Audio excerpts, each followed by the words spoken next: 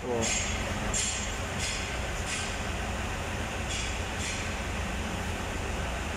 Bago pa ito.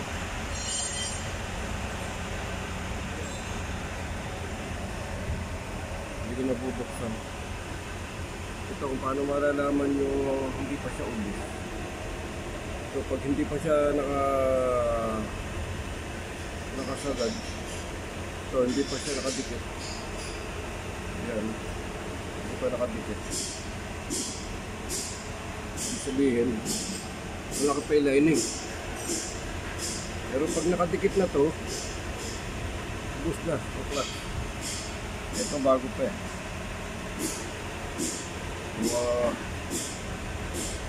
Papalit na. Ito hindi pa ubos. Laki pa ng awang niya. Hindi pa siya ubos.